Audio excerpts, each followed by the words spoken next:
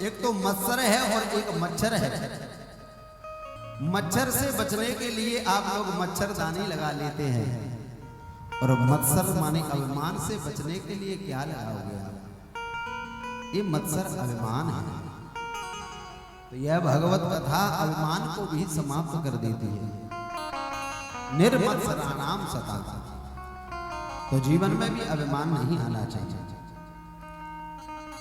ऐसी श्रीमद् भागवते महामुनि कृते किंभा परिरीसुरा। अगर जैसे घर में बैठ करके आपने ऐसा मन में प्रयत्न किया है, बड़े पुरा की पावन धरती पर कथा हो रही है, जिसके परीक्षित जी ठाकुर श्री हरनारायण तोमर श्रीमती हरिप्यारी देवी जी हैं, उनके यहाँ सुंदर कथा हो रही है। बड़ा साधु संत अतिथियों का आदर कर रहे हैं, उनका प्रेम है, उनके यहाँ कथा सुनने के लिए जाना चाहिए।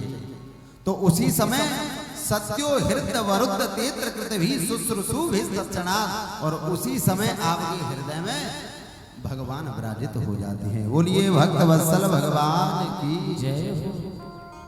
ऐसी कथा है।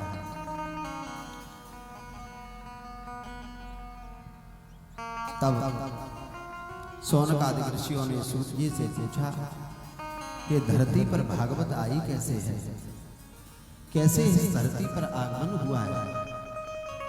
निघम कल्पतरोर गलितम फलम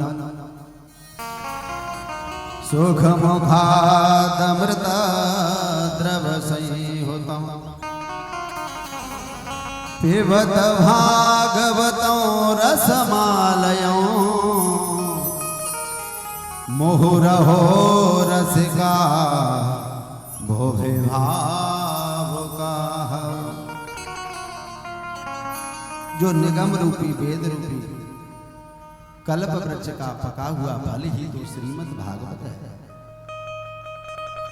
कहा कि श्रीमद् भागवत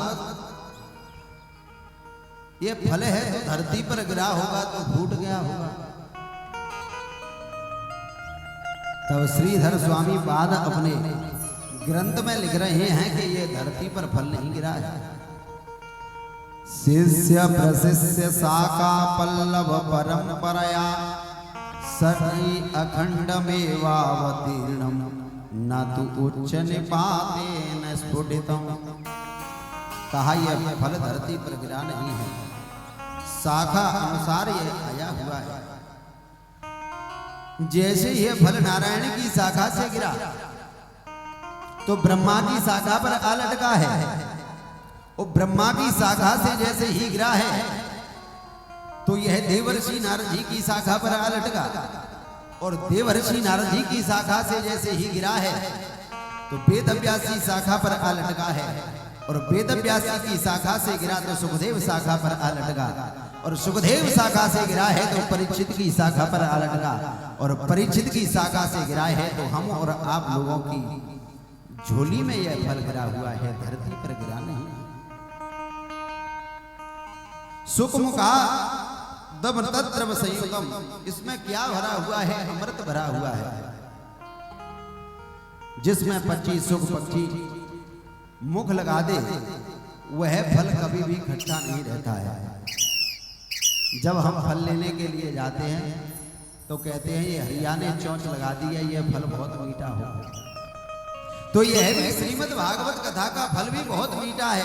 इसमें सुखदेव रूपी पक्षी ने अपना मुख लगाया हुआ है, और इसमें क्या भरा हुआ है? अमृत।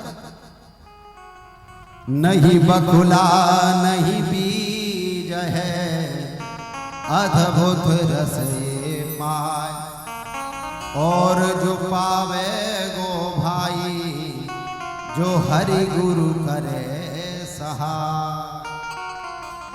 इसमें ना तो बकुला है, ना बीज है, ना गुठली है, इसमें तो एकदम अमृत भरा हुआ है।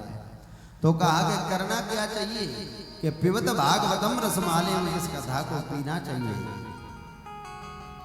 तो कहा कि पीने वाली वस्तु तो है नहीं,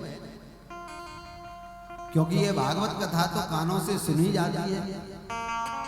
पिबत भागवतम रसमाल्यम क्यों कहा है? यहाँ श्रुतम भागवतम रसमाल्यम लिख दे तो पीने की पद्धति क्या है? एक एग्जाम्पल, एक दृष्टांत के माध्यम से समझ लीजिए। यह तीन कथा प्रकार